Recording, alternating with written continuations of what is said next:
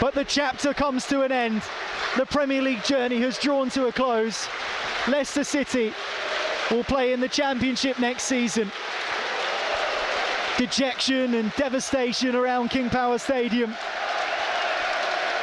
A win today, not enough to keep them in the top flight. By virtue of Everton's win over Bournemouth at Goodison Park, Leicester City will drop out of the Premier League. Full-time score here at King Power Stadium. It has finished Leicester City 2, West Ham 1, but Everton's win at Goodison Park means it is a cruel end to the Premier League journey for the Foxes. Thank you, Niall. Yeah, unfortunately, that win for Everton up at Goodison Park has consigned Leicester into the Championship. They did their bit today. Leicester obviously beating West Ham here at King Power Stadium, but it wasn't enough by virtue of that result up at Goodison Park. What are your initial thoughts, Jerry? Yeah, well, obviously, you know, everyone will be disappointed from a Leicester perspective. Football is a cruel game at times. And, you know, you've seen the players on the pitch, you see the fans in the stands. Us here, we're praying for the misfortune of another team to, you know, to hopefully try and, you know, get through and stay in the Premier League. And that in itself, you know, it's a hard one to take, but it obviously doesn't sit well when you're praying and hoping for another team's misfortune. So yeah, I think Tony nailed it, Mum. You know, just before kick-off, that, you know, there's 37 other games that you've got to look at for that Leicester had an opportunity to, you know, try and rescue this situation. Unfortunately, even though I thought the performance today was excellent for the most part, you know, we're cruising in the game, and then obviously West Ham hit Leicester with a bit of a sucker punch on the counter-attack when they give the ball away cheaply. Yeah, listen, there's nothing to sing and dance about, that's for sure today. Desperately disappointing, Dan. And I feel for the fans, I really do. It's been a wonderful journey that the club's been on over the last, particularly the last 8-9 years or so. An awful lot's happened, but you know, the problem is when you get relegated, it affects a lot of people. You know, there's some of the players, they'll get a move, they'll go to different clubs and get on with their careers and that. If you're a Leicester fan, you don't stop supporting the club and you don't change your allegiance. And I feel for the fans, I feel for the sort of the backroom staff, and you know, the people at the training ground, the people that work in every department of Leicester City Football Club, because it affects everyone. And you know, hopefully everything can stay in place. We don't know. I don't know what the finances are at the club, but I know that relegation deeply affects everyone that's involved with the football club. You know, it's a great shame. But I said before, you know, this having to rely on Bournemouth to score at Goodison, you've got to look at yourself in the mirror. Those players, they've got to walk in that dressing room, look in the mirror and say, have I done enough? You know, did I do enough in the previous 37 games? Great today, done enough, got the result. You know, probably just about deserved to beat West Ham. You know, it was a bit nervy at times, but the 37 games that went before, there was a few games just before the World Cup where they hit a bit of form. The World Cup came, we all knew that was coming. You can't use that as an excuse. And I'm just really disappointed for the fans and for the backroom staff and the commercial department, the people that work in the club shop and everywhere else. You know, it's really sad when a football club gets relegated, and it's not just Leicester, it's Leeds and Southampton have already been through it. But you've got to deal with it, and you know, once the dust has settled, you know, you've got to try and move on a little bit and, you know, rebuild and come back. Leicester have done it before, and they can do it again. Matt, obviously you were on co-commentary for us. There's a lot of dejected, sad tears, faces that we're seeing of Leicester fans, obviously. To be expected, really. Yeah, there's a whole range of emotions that are all negative, disappointment, and not ones you want to experience as a supporter. It affects people to varying degrees in their sort of physical expression, but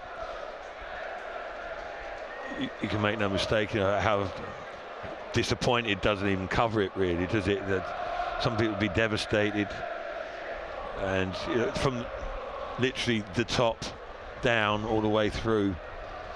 Tony's right, how much of an effect it has.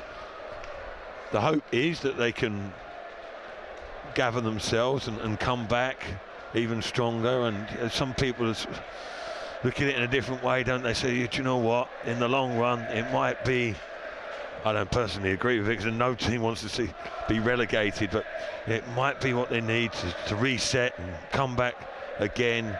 That will be the intentions of everyone at the club, etc. But you don't quite know. They have those intentions. Many clubs have and haven't been able to achieve that, and they've had dire consequences of relegation. It just, at the end there, when the final whistle went, the players out on the pitch, it was a strange turn of events. The West Ham fans were in full voice, rightly so. They're entitled to that. They're having a good time. The West Ham players go over there, throw the shirts in. It was a contrast of emotions. Leicester pensive and waiting for the final whistle at Goodison Park. That came, and then there was a mixture. There was a ripple of applause, shall we say, around the ground, and that was intermingled with some mild booing. Some people disappointed, reflecting on the course of the whole season. Then there was a bit of defiance from the supporters, Leicester till I die, etc., showing their love and their passion for the club. So there was a whole range of emotions, and the players didn't really know what to do. It was a centre circle of honour, not a lap of honour. They just skitted round there, down the tunnel. And this day's almost sort of best forgotten now, isn't it? I'm sure people will make it linger, and there's been plenty of time to reflect. But now the worst has occurred, the reality has happened, hasn't it? And I think people just sort of come to terms with that, really, even though it's been in the offing for quite a while. But I think there's a lot of frustration from what you saw out there today on that pitch, the quality that many people, myself included, have insisted would be too deep to consider relegation. Well, it's happened. It's happened, and I think a lot of the supporters are quite resentful that has been allowed to occur.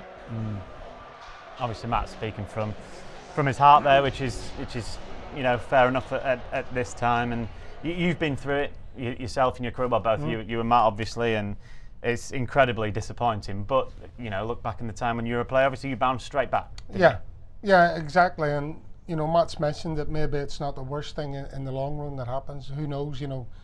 There's obviously a lot of water that has to go under the bridge between now and the start of next season in regards to players, the playing staff and contracts and stuff like that there, which obviously we can't go into, but that would have been an issue had Leicester have stayed in the league. So that's just one facet moving forward. It obviously needs to be sorted out, and then after that, it's as Matt said, you've got to get over the disappointment of being relegated, because from a player's perspective and from experience, then it's a devastating occurrence and a feeling that you have as a player.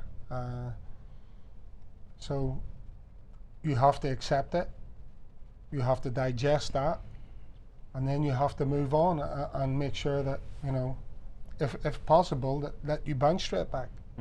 It's obviously a lot easier said than done, but Leicester know that they've got a good group here. Okay, as Matt says, some will be moving on, a lot will be coming in, you assume. So there's not many positives, if any. But obviously they'll really fancy themselves next season. It's very difficult, Dan, isn't it? I think the one thing it does prove is that football is ruthless.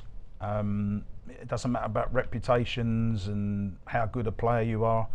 If you don't perform over 38 games of a season, you get found out. And there's a saying in football that they say about teams too good to go down.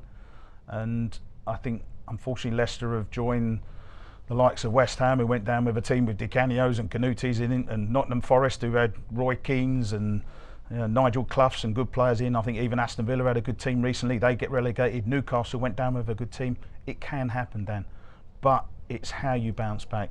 I'm thinking previous Premier League winners, Blackburn, You know, once they got relegated, there's no sign of Blackburn getting back. You know, sort of, you know, flirting with the top 6 of the Championship, but they haven't been back in the Premier League. We don't want Leicester to be a Blackburn. We want Leicester to go down, to rebuild. It's going to be a summer of rebuilding. You know, who's the man to do it? Is it Dean Smith? Is it someone else? There's so many questions are going to be asked. There needs to be some sort of, not an inquiry, but some sort of discussion about what's gone wrong this season, because you know, it's been a deeply disappointing season pretty much right from the start, as I say, apart from those few games leading up to the World Cup. But today's not the time to do that. But you know, the club has to, and the fans have to believe that they will go down, obviously, and they can rebuild and they can come back. They've done it before, as I say, and they have to do it again. Final word, Matt, can go to you as a former captain, of course, of this football club, and you've said it yourself already. You'll be feeling this just as much as every single one of those Leicester fans that were here today and obviously supporting from wherever they are. Yeah, people feel it in different ways for different reasons, but ultimately it's for their connection with the club, whether that be as an employee or an observer or an out-and-out fanatic supporter, or whichever capacity. It hurts, you know. My own aspect, you know, I've been associated 26 years with this club, lived in the area for that long. You know, Leicester's become, I don't want to sound too much like Walshy, but my adopted club, you know. And I've had some great times, you know, watching this, and it's not the end of the world.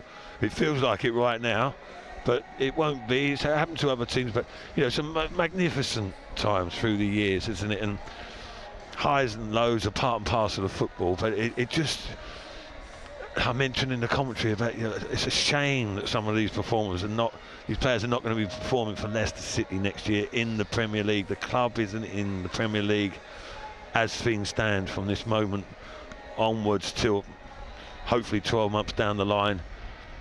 Leicester City these days, I hesitate to say deserve, but they should be in the Premier League. They're operating at that level as a club, etc., and fan base, but there's no givens. And listen, there'll be a little bit of moping, feeling sorry for themselves, people, and as TC said there's got to be some sort of look into how things have transpired the way they have, and they've got to be addressed. And people have got to make some big decisions, and it's got to be the correct decision, which is the key. That's the hardest part, of course. But there's no reason why Leicester can't bounce back. You know, I'm not sure what the actual statistics are on teams going down and back up, yo-yo clubs, etc. But I don't know. Listen, these are the things to mull over down the line. Down the line. Now's not the time. Hugely disappointed, but can't let it be the end of the world. And I don't think the people at the club will let that happen. I don't think the club is going to just fade away because things haven't gone right this season. I think there's more about the personality and character of the whole entity for that to happen. Well, thank you very much to Matt Elliott, Tony Cotty for coming up as well, to Jerry Taggart for your company today on what has been a really bitterly disappointing day that will be remembered for all the wrong reasons for a long time by all those associated with this football club. But of course, hopefully we'll be back again stronger next season. Thank you very much for your support this season. Thank you for watching us here on Matchday Live as well, and we can hope you have as good a summer as you can do. Goodbye.